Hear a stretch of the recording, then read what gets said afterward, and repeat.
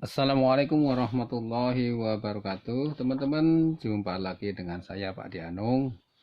Di video yang kedua ini saya ingin meneruskan penulisan contoh SOP untuk perusahaan jasa kurir. Baiklah, kita langsung saja menulis isi dari SOP inbound-nya.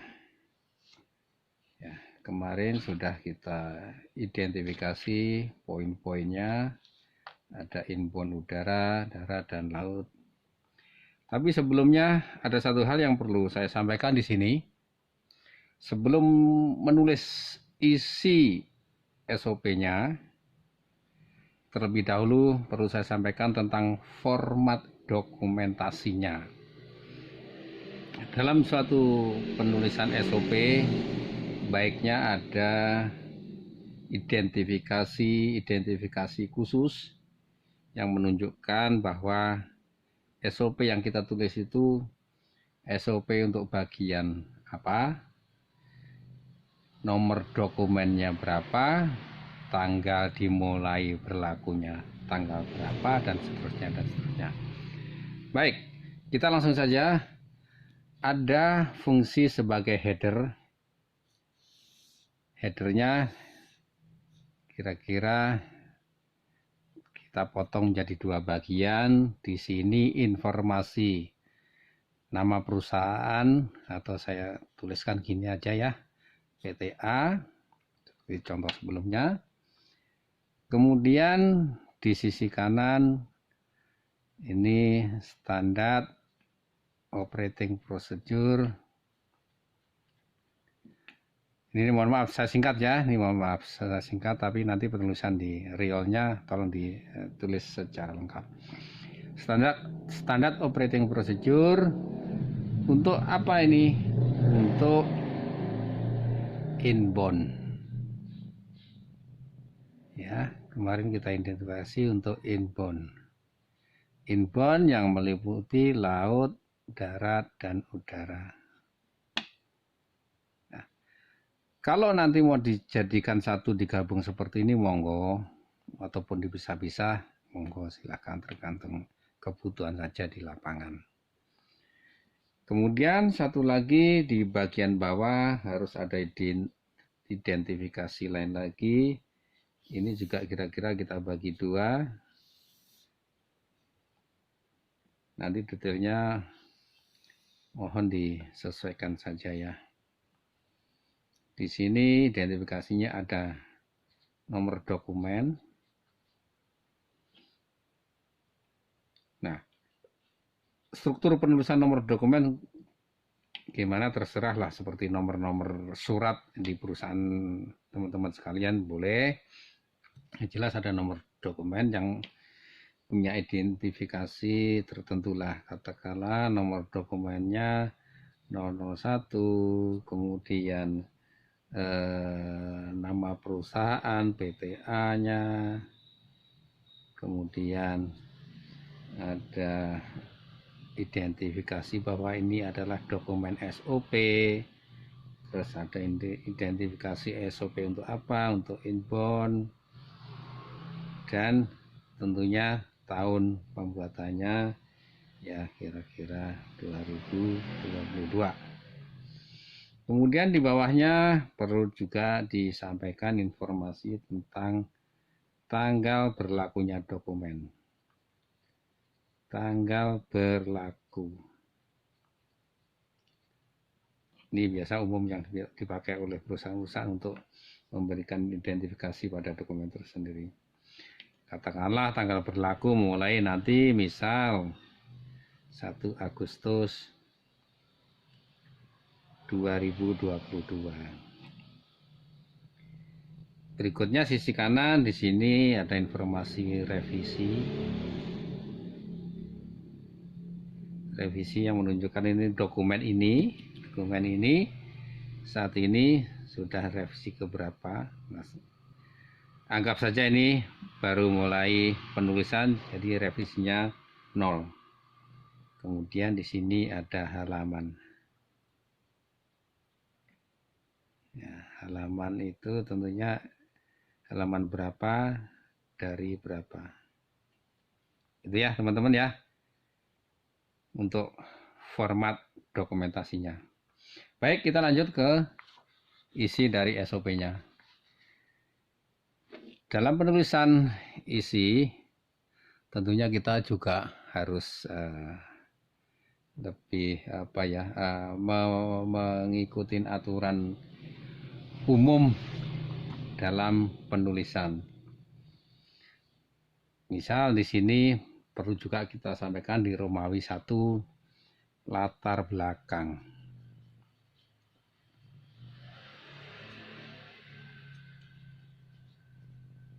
Latar belakang penulisan SOP itu apa saja? Kira-kira ya teman-teman tentunya bisa gali sendiri kira-kira kebutuhannya apa, kenapa harus diterbitkan SOP. Misal adanya kebutuhan panduan, kebutuhan akan panduan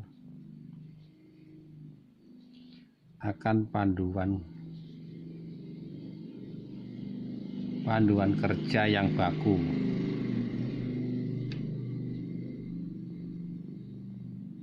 Misal seperti itu gitu ya. Terus Romawi 2 tujuan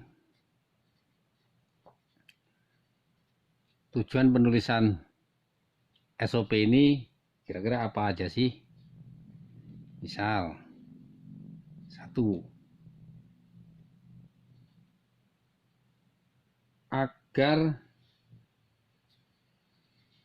ini bisa diturunkan apa informasi yang di latar belakang, agar ada panduan yang baku, misal gitu ya, panduan kerja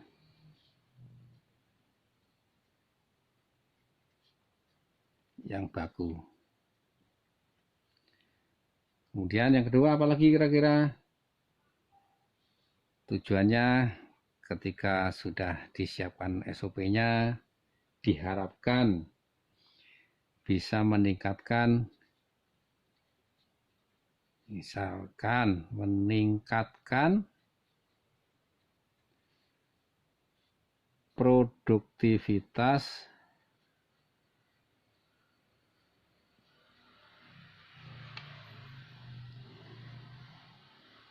baik produktivitas departemen, unit, divisi atau perusahaan, lah kira-kira seperti itu ya. Kalau mau detailkan lagi monggo silakan seperti itu. Apa kira-kira hal lain lagi yang sebagai tujuan dari penulisan ini? Misal untuk menjaga service level.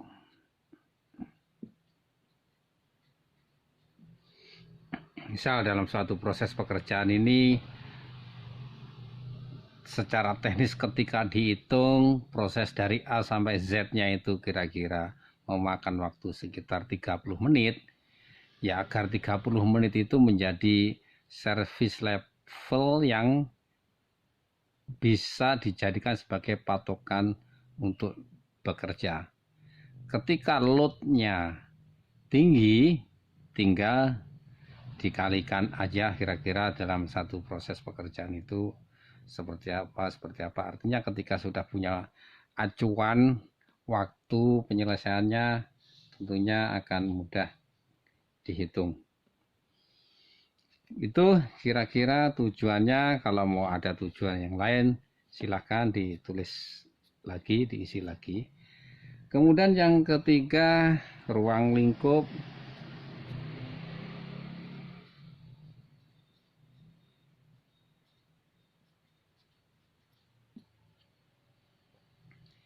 Latar belakang, tujuan, ruang lingkup dari SOP ini ya. SOP ini ya tentunya ruang lingkupnya di sana ya. Ruang lingkup SOP ini, tapi informasi ini baiknya juga disampaikan. SOP ini apa ya, SOP ini mencakup kira-kira gitu ya, kegiatan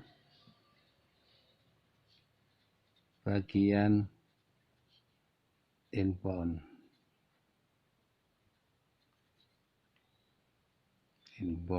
laut, darat, udara, kira-kira seperti itu ya. Nah,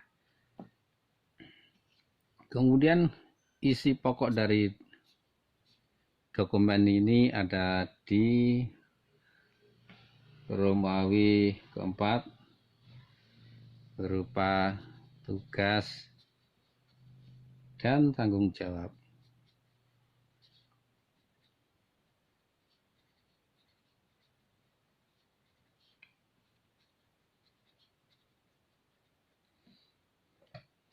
Oke, untuk tugas dan tanggung jawab baru kita masuk ke detail action apa yang dibutuhkan. Tapi perlu disampaikan semacam kalimat pembuka lah ya, kira-kira seperti ini. Penjelasan tugas dan tanggung jawab bagian inbound darat, laut, udara adalah sebagai berikut.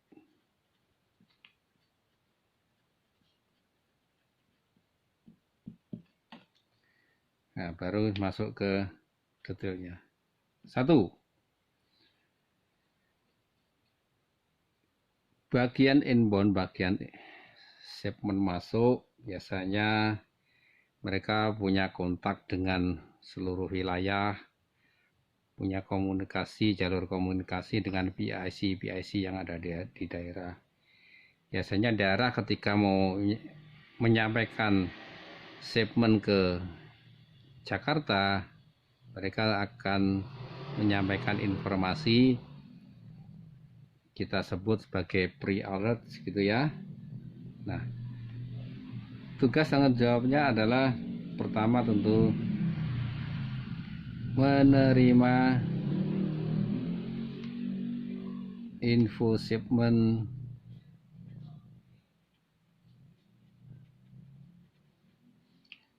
atau pre-alert ya,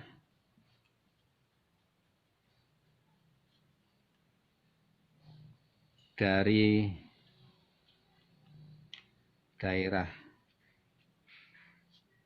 atau cabang ya, atau apapun istilah teman-teman lah ya.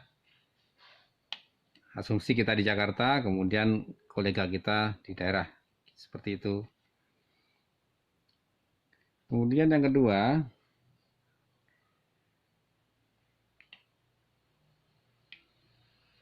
perlu kita cek, melakukan checking ya, melakukan checking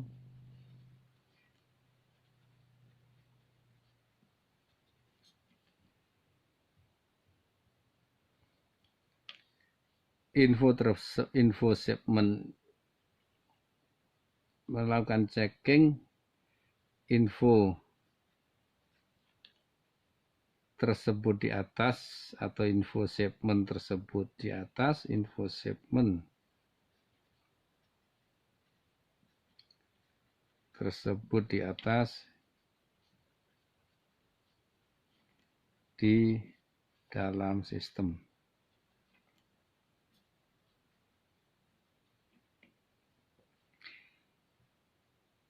Sistem di sini tentunya kita harapkan sistem yang sudah terintegrasi ya, sistem yang digunakan kantor pusat maupun sistem yang digunakan oleh kantor-kantor cabang atau daerah itu sistem yang sama, sehingga proses dari hulu ke hilirnya nanti ngelacaknya mudah. Nah, ketika orang daerah menyampaikan shipment dari mereka untuk ke Jakarta, tentu mereka juga mencatatnya di sistem. Ya. Ketika sistem sudah disampaikan tercatat, maka kita yang ada di Jakarta pun juga akan bisa melihat kira-kira volume dari shipment yang dikirim mereka itu seberapa besar ya, kira-kira seperti itu. Oke, berikutnya yang ketiga, ini tetap ini ya, header tadi ya, tetap harus ada ya, juga footernya. Yang ketiga, setelah kita melakukan checking volume shipment yang akan masuk, berdasarkan informasi yang kita terima dari seluruh cabang, kita berikutnya adalah membuat perhitungan biaya.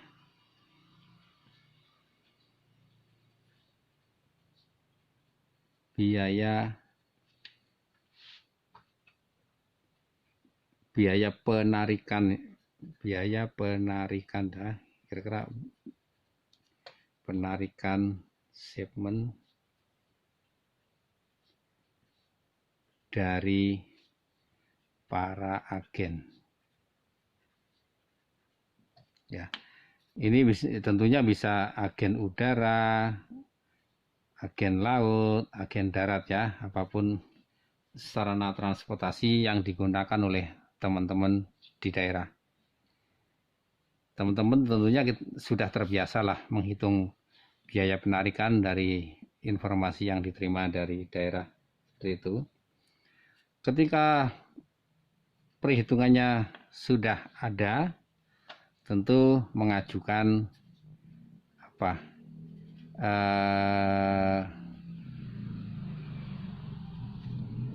bahasa teman-teman katakanlah cash advance, uang muka lah ya, uang muka untuk proses penarikan ini. Cash advance-nya katakanlah ke bagian terkait lah. Ya tahu ini bagian apa di perusahaan teman-teman, bisa ke atasan atau langsung ke bagian terkait lainnya. Baru ketika uang diterima, tentunya teman-teman akan melihat jadwal. Biasanya kalau melalui udara itu jam berapa penarikan, melalui laut itu jam berapa dan di mana penarikan, demikian juga melalui darat. Ya, bila pengajuan cashnya sudah diterima duitnya, tentunya prosesnya dilanjutkan melakukan proses penarikan.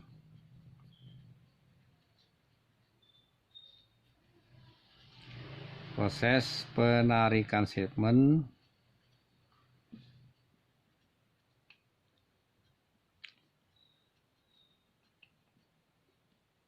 di agen ya, udara, laut, dan darat ya. Tentunya teman-teman sudah punya kontak masing-masing agen yang ada. Nah, ketika posisi masih di agen, sebelum melakukan pembayaran, tentu teman-teman terlebih dahulu melakukan checking.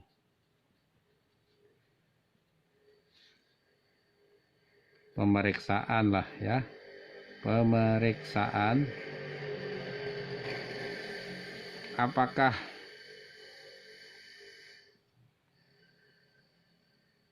barang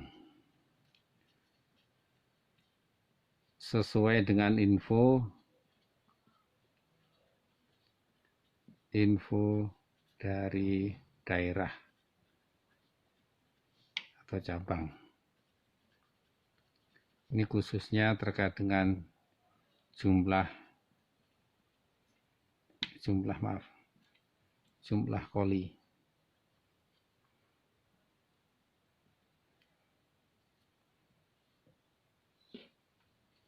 Di samping itu juga melakukan pemeriksaan apakah ada packing yang rusak ya, bukan hanya pemeriksaan jumlah tapi juga lebih kerusakan packing. Barangkali ada, mohon maaf karena seujon, karena ini kita memproses barang milik orang lain, milik customer yang harus kita jaga keutuhannya dan kelengkapannya, kira-kira gitu ya. Ini untuk menghindari barang yang hilang. Tapi kalau ketika ada kerusakan packing, baiknya kita bongkar, kita saksikan bersama-sama dengan para agen untuk memastikan bahwa oke, barangnya lengkap, barangnya tidak rusak, dan seterusnya dan seterusnya. Tentunya nanti ada bentuk kerjasama tersendiri dengan agen. Aturan mainnya seperti apa, hak dan kewajiban masing-masing pihak seperti apa. Itu dokumen terpisah tentunya seperti itu. Nah, ketika ini sudah dianggap oke semuanya, maka sebelum barang ditarik dilakukan pembayaran.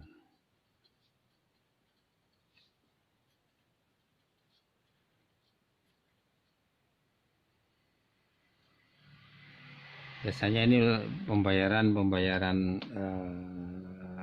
katakanlah kalau sebagai cabang sendiri ataupun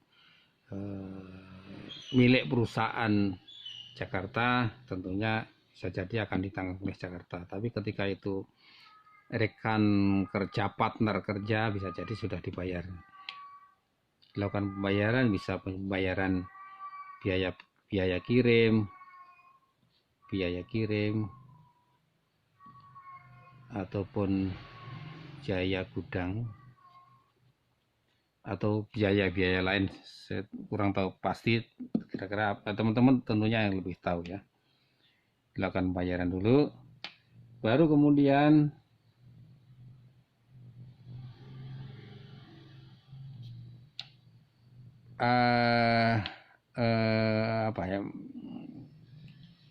setelah dilakukan pembayaran tentunya barang bisa dibawa pulang ke kantor, membawa paket kembali ke kantor.